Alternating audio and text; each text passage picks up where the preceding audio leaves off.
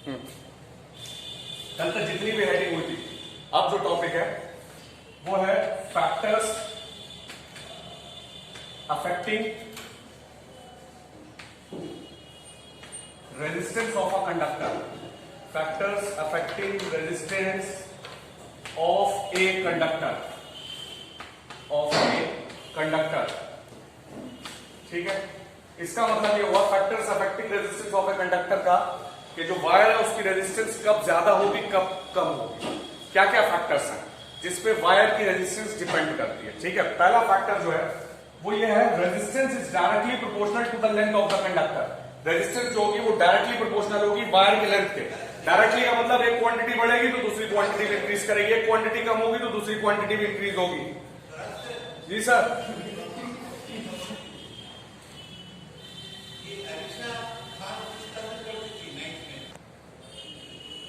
सुनिए, resistance is directly proportional to the length of the conductor. इसका मतलब हुआ वायर की लेंथ आप जितनी इंक्रीज करते चले जाएंगे रेजिस्टेंस उतना बढ़ता चला जाएगा। वायर की लेंथ आप जितनी डिक्रीज करते चले जाएंगे रेजिस्टेंस उतना कम होता चला जाएगा। तार जितना लंबा होगा उसका रेजिस्टेंस उतना ज्यादा, ठीक है। तार जितना छोटा होगा उसका रेजिस्टेंस उतना कम होगा, पहली बात। दूसरी है resistance is inversely proportional to the area of cross section. Inversely proportional का मतलब एक क्वांटिटी कम होगी तो दूसरी बढ़ेगी, पहली बात तो ये। एक बढ़ेगी तो दूसरी क्या होगी, कम हो जाएगी। अब एरिया ऑफ क्रॉस सेक्शन क्या चीज होती है? सपोज कर लो ये वायर है, वायर सर्कुलर लेते जनरली हम लोग वायर को सर्कुलर ही मान के चलते हैं, बहुत रेयर केसेस में कभी उसका शेप बदलता है, वायर सर्कुलर ही कंसीडर करेंगे। अब आपको ये दिख रहा, ये वायर है, इतना हिस्सा आपको दिख रहा, ठीक है। जब इस यही जितना पोर्शन आपको दिख रहा सामने का, ये एरिया ऑफ क्रॉस सेक्शन कहलाता है। एरिया ऑफ क्रॉस सेक्शन जितना कटा हुआ दिख रहा, ये क्या कहलाएगा? Area of cross section. इसको देख के एक बात और पता चल रही है, तार की मोटाई पता चल जाएगी। मोटाई, अगर ये एरिया कम होगा तार पतला होगा, ये और ज्यादा हो जाएगा तो तार क्या होगा? और मोटा हो जाएगा। तो एरिया ऑफ क्रॉस सेक्शन का मतलब ये हो गया कि वायर जितना मोटा होगा उसकी रेजिस्टेंस उतनी कम होगी, वायर जितना पतला होगा उसकी रेजिस्टेंस उतनी ज्यादा होगी। यहां पे इस टर्म से मत कंफ्यूज होइएगा कि ये एरिया ऑफ क्रॉस सेक्शन क्या है। एरिया ऑफ क्रॉस सेक्शन ये पोर्शन जो दिख रहा है आपको, ये जितना एरिया बढ़ता चला जाएगा वो बढ़ेगा, लेकिन इससे आपको तार की थिकनेस, मोटाई या पतलाई का पता चलेगा। तो एरिया ऑफ क्रॉस सेक्शन का मतलब हो गया वायर जितना मोटा होता चला जाएगा रेजिस्टेंस उसका उतना कम होता चला जाएगा, वायर जितना पतला होता चला जाएगा रेजिस्टेंस उसका उतना बढ़ता चला जाएगा। Equation first, equation second, combining both the equations. Combining both the equations, दोनों तरफ आ रहा है, आपने एक आर लिख लिया, दोनों में साइन है प्रोपोर्शनलिटी का, आपने लिख लिया। यहां पर एल है, एल लिख लिया, अपॉन में क्या है? ए। क्लियर हो गई थी बात? तो आपकी नई जो बन गई resistance proportional to length upon area. जब कभी भी प्रोपोर्शनलिटी का साइन हटा के हम इक्वल यूज करते हैं, इक्वल, तो हमेशा एक कांस्टेंट इंट्रोड्यूस हो जाता है। यहां पे जो कांस्टेंट होगा वो हम बोलेंगे रो। क्या बोलेंगे? रो। जो कांस्टेंट यूज होगा उसको क्या बोलेंगे? रो। और फॉर्मूला हो जाएगा एल अपॉन ए। एक तो ये रेजिस्टेंस का फॉर्मूला आपका और आ गया, रो एल अपॉन ए। ये जो रो कांस्टेंट आपने यूज करा है, रो एक कांस्टेंट है, ठीक है, रो एक कांस्टेंट है। इस कांस्टेंट का पहले जो नाम था वो था स्पेसिफिक रेजिस्टेंस। पहले हम बोलते थे स्पेसिफिक रेजिस्टेंस, स्पेसिफिक रेजिस्टेंस, लेकिन अब जो इसका नाम है वो हम जनरली यूज करते हैं रेजिस्टिविटी। क्या यूज करते हैं? रेजिस्टिविटी। शायद बुक में भी जो हेडिंग आपकी होगी मेरे ख्याल से S4 में, वो रेजिस्टिविटी के नाम से होगी। अब अगर आप यहां से रो की वैल्यू निकालेंगे, रो ये जो कांस्टेंट यूज करा इसकी वैल्यू निकालेंगे, तो देखिए रो इक्वल्स टू, ये ए इधर क्रॉस मल्टीप्लाई कर जाएगा, एल किधर आ जाएगा? नीचे आ जाएगा। तो रेजिस्टिविटी के लिए फॉर्मूला बन जाएगा R A upon L, R A upon L. ये रेजिस्टिविटी का फॉर्मूला आ गया, इतना क्लियर है? ठीक है। अब अगर यूनिट बनानी है आपको फॉर्मूले से, तो फॉर्मूले से आप यूनिट भी बना सकते हैं। रेजिस्टेंस आर, रेजिस्टेंस का यूनिट क्या होता है? यूनिट ऑफ रेजिस्टेंस ओम, ओम लिख दिया। ए मीटर स्क्वायर, एरिया है, मीटर स्क्वायर लिख दिया। अपॉन में लेंथ है, लेंथ का यूनिट मीटर, ये मीटर यहां से चला गया, तो कुल मिला के जो इसकी एसआई यूनिट बन गई इसकी रो की, वो क्या बचा? ओम मीटर। तो रो की जो एसआई यूनिट हो जाएगी वो हो जाएगी ओम मीटर। क्लियर थी बात? ठीक है। पहले हमने टॉपिक शुरू करा था रेजिस्टेंस से, लेकिन रुके आगे हम रेजिस्टिविटी पे। Resistance is directly proportional to the length of the conductor, resistance is inversely proportional to the area of cross section. दोनों को कंबाइन करेंगे तो फॉर्मूला आ जाएगा R equals to rho L upon A. जब रो जो है ये नया कांस्टेंट होगा, इस कांस्टेंट को रेजिस्टिविटी बोलेंगे आप। रो की वैल्यू निकालेंगे तो RA अपॉन एल आ जाएगा और इसका जो SI यूनिट है वो क्या बन जाएगा, ओम मीटर। अब एक बात और, हम लोग जो अपने घरों में तार यूज करते हैं जनरली ये कॉपर की यूज करते हैं। किसकी यूज करते हैं? कॉपर मीन्स तांबा। तांबे के तार इसलिए इस्तेमाल करते हैं, कॉपर का रेजिस्टेंस बहुत कम होता है। कॉपर का रेजिस्टेंस बहुत कम होता है। जब कॉपर का रेजिस्टेंस कम होता है तो उसमें ज्यादा से ज्यादा करंट फ्लो करेगा और हर कोई ये जानता है कि हमें मैक्सिमम करंट मिले अपने घरों के अंदर। लेकिन कॉपर से कम भी रेजिस्टेंस होता है, वो होता है सिल्वर का। सिल्वर बोलते हैं चांदी। चांदी के तार इस्तेमाल करना पॉसिबल नहीं है। कहीं बाहर आ कोई लटक रहा होगा तो संभव जैसे लोग आएंगे वो काट के ले जाएंगे, ठीक है। कोई भी काट के ले जाए, कटोरी है हमारे तो ये भी कभी को काट के ले जा सकते हैं वायर को। इसलिए कहना ये चाहिए कि हम लोग चांदी का नहीं यूज करते, वरना अगर रेजिस्टेंस कम है तो वो सिल्वर की होती है। सिल्वर के बाद दूसरे नंबर पे किसकी होती है? कॉपर की। सिल्वर से थोड़ी सी ज्यादा किसकी होती है? कॉपर की। और कॉपर से थोड़ी सी ज्यादा जो होती है वो होती है अल्युमिनियम की। अल्युमिनियम की तो वायर आप दो तो यूज कर सकते हैं, कॉपर यूज कर सकते हैं, अल्युमिनियम कर सकते हैं। ये सिल्वर के कंपैरिजन में चीपर है। तो हम लोग जनरली जो यूज करते हैं वो कॉपर के करते हैं, लेकिन अगर आप इलेक्ट्रिक पोल्स देखेंगे जो वायरिंग पड़ी होगी वो अल्युमिनियम का होगा। इलेक्ट्रिक पोल्स पे अल्युमिनियम कुछ तांबे से सस्ता होता है। और जो इलेक्ट्रिक पोल्स वायर पड़ते हैं, ठीक है, तो वो देखा होगा मोटे होते हैं, तार मोटे मोटे होते हैं। और जब तार मोटा होगा तो क्या चीज कम हो जाएगी? रेजिस्टेंस। करंट तो अच्छा मिलेगा ही मिलेगा, समझ गया? इसलिए तार को मोटा बनाया जाता है। क्लियर हो गई बात? क्लियर है भाई? आगे बढ़े, सुनिए।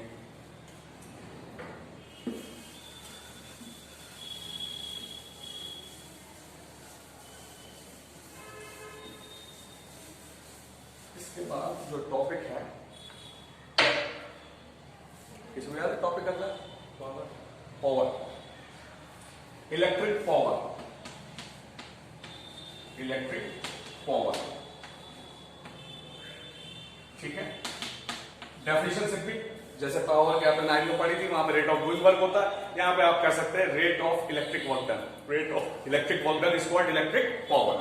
पावर का जो फॉर्मूला होगा ध्यान से देखना जरा, इसमें डेरिवेशन भी आएंगे पावर के। पावर के कितने फॉर्मूले बन सकते हैं? पावर का फॉर्मूला जो होगा वो होगा power equals to work upon time. Power equals to अब मेरी दूसरी बात पे आता है। मैंने बताया था वर्क और एनर्जी आपस में क्या क्या है? भाई बहन है। तो work can be converted into energy and energy can be converted into. इस फॉर्मूले को एक तरीके से आप और लिख सकते हैं, power equals to energy upon time, ठीक है। पावर का जो एसआई यूनिट है वो हमारा हो जाएगा वॉट। पावर का एसआई यूनिट क्या हो जाएगा? पावर आप किस में नापेंगे? वॉट में, ठीक है। पावर की कुछ बड़ी यूनिट्स है, सम बिगर यूनिट्स ऑफ पावर। जैसे कि अगर मैं 1 किलोवाट लिख दूं, 1 kW, किलो का मतलब होता है 1000 से 1000 से 1 kilowatt. 1 kilowatt equals to 1000 watt. Clear हो गया? एक और बड़ी यूनिट है megawatt. Mega, MEGA, megawatt. Mega का मतलब होता है 10 की पावर 6 वॉट। 10 की पावर 6 वॉट। एक और इसके बाद यूज करते हैं इंजन्स वगैरह में जो पावर होती है, हैवी इंजन्स होते हैं, ट्रक के हो गए, जनरेटर के हो गए, इन सब में जो इंजन्स होते हैं उसकी जो पावर होती है वो हॉर्स पावर में लेते हैं, HP।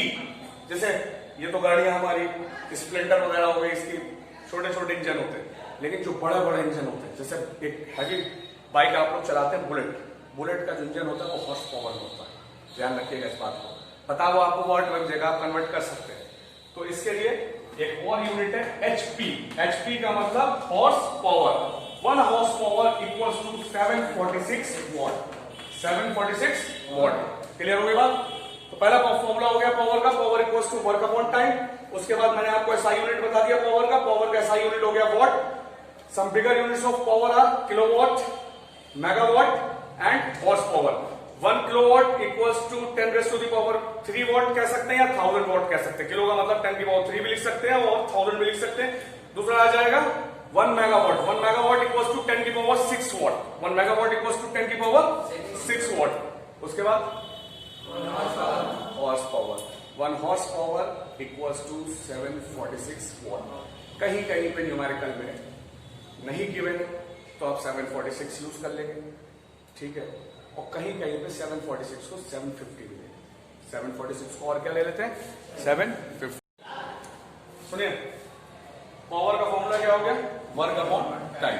अब ध्यान से देखिएगा, एक फॉर्मूला आपको पढ़ाया गया था V equals to W upon Q, V equals to W upon Q, ये वोल्टेज के लिए फॉर्मूला पढ़ाया गया था कल, V equals to W upon Q।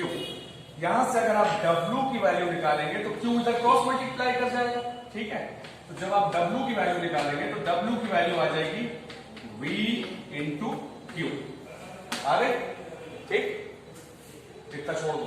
अब ऑल्सो करंट का फॉर्मूला होता है I equals to Q upon T। Current का फॉर्मूला क्या होता है, I equals to Q upon T। यहां से आप Q की वैल्यू निकालेंगे तो वो कितनी आ जाएगी, IT, क्रॉस मल्टीप्लाई कर जाएगा। इस Q की वैल्यू को यहां पर पुट कर दिए जहां पर Q है, ठीक है। Q की वैल्यू को आप पुट कर दिए जहां पर Q है। ये फॉर्मूला बन जाएगा W इक्वल्स टू VIT। कितना क्लियर है? पहले वर्क का फॉर्मूला, पावर का फॉर्मूला क्या लिखा, power equals to work upon time, फिर वोल्टेज के फॉर्मूले पे आ गए। हमें आना दोनों फॉर्मूले पे, करना यहीं से, लेकिन इस W की वैल्यू निकालने के लिए जो पहला और दूसरा स्टेप है उसमें एक बार वोल्टेज के फॉर्मूले पे आना, एक बार किसके फॉर्मूले पे आना, करंट के। तो पहले वोल्टेज का फॉर्मूला लिख लिया, V equals to W upon Q, W की वैल्यू निकाली तो VQ आ गई, बात खत्म। फिर किसका लगाया, करंट का। करंट I इक्वल्स टू क्या होता, Q अपॉन T। Q की वैल्यू कितनी हो गई, IT। अब इस Q की वैल्यू को यहां पुट कर दिया, जब यहां पुट करा V तो मौजूद था यहां पे, तो ये कितना हो गया, W इक्वल्स टू VI आ गया। अब पुटिंग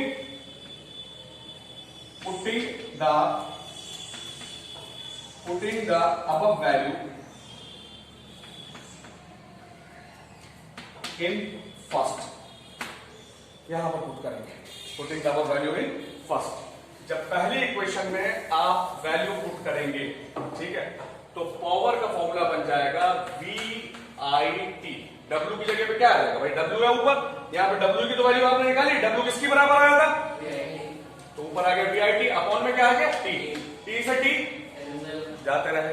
पावर का फॉर्मूला क्या आ गया, P इक्वल्स टू VI। पहला फॉर्मूला आ गया पावर का, एक तो वो था वर्क अपॉन टाइम, एक ही आ गया पावर इक्वल्स टू VI। फिर फ्रॉम ओम्स लॉ, ओम्स ने क्या कहा था, V किसकी बराबर होता है, IR होता है।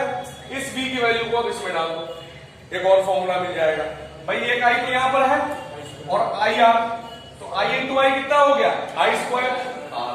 तो पावर का एक फॉर्मूला और मिल जाएगा, P equals to I square R। Clear है बात, P equals to I square R।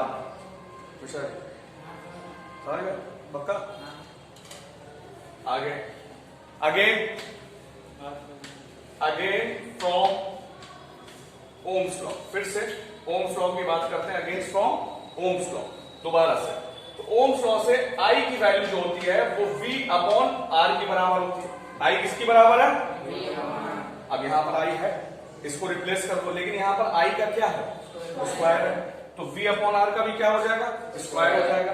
यानी कि ये फॉर्मूला बनेगा P इक्वल्स टू I की जगह पे ये वैल्यू पुट कर रहा है, चूंकि स्क्वायर है तो हम लिख देंगे V square upon R square into R। इस R से एक R जाता रहा, क्या फॉर्मूला बन गया, P equals to V square upon R।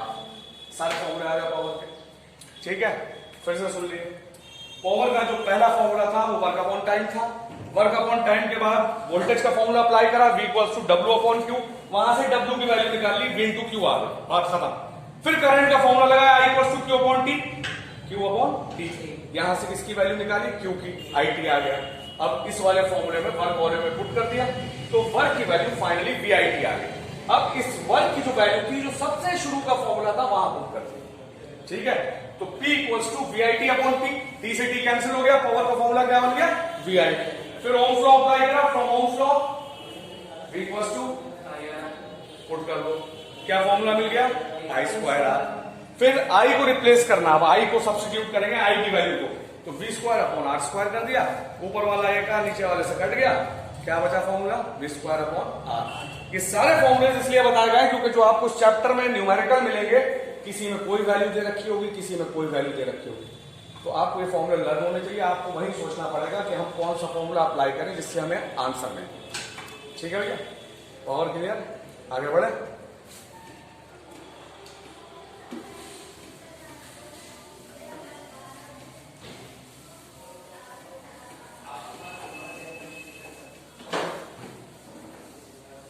सुनिए,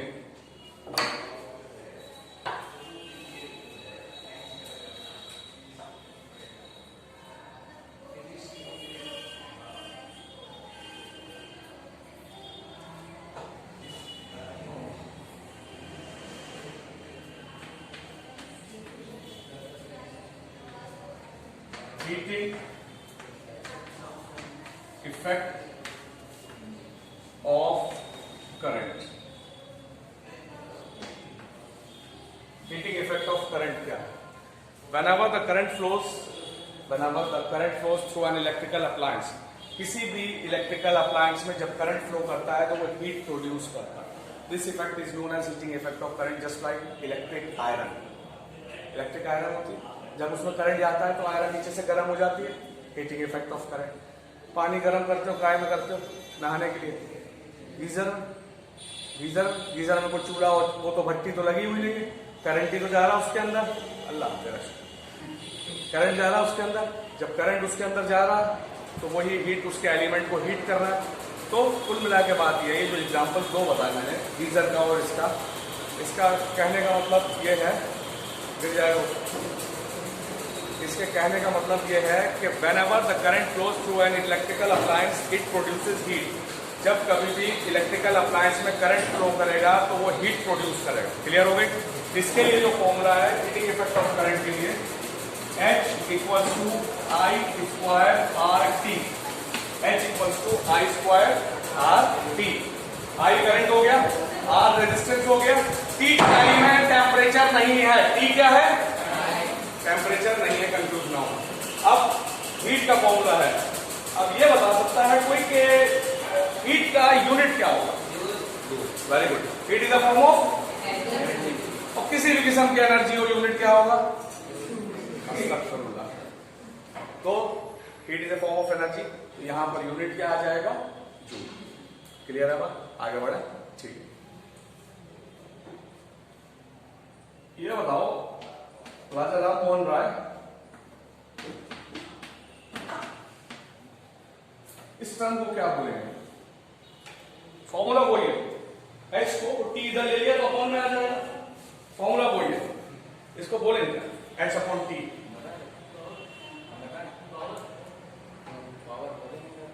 एच अपॉन टी पावर बोल सकते हैं, लेकिन एक चीज और, टी से किसी चीज को डिवाइड कर देते हैं। अगर क्वेश्चन में आ जाए न्यूमेरिकल में कि रेट निकालिए, क्या निकालिए? रेट ऑफ हीट प्रोड्यूस्ड, तो उसमें टाइम मत ढूंढने लगना न्यूमेरिकल में, टाइम की वैल्यू कहां पे। इसका मतलब वो आपसे जब रेट ऑफ हीट कह रहा है तो आपसे किसकी वैल्यू निकलवा रहा है? H upon T. फॉर्मूला इतना आ जाएगा आई स्क्वायर आर। इसमें कितनी न्यूमेरिकल है इसलिए बता रहा हूं। कहीं पे कहते हैं rate of heat, it means आपको एच अपॉन टी की वैल्यू निकालनी है, एच अपॉन टी। ठीक है।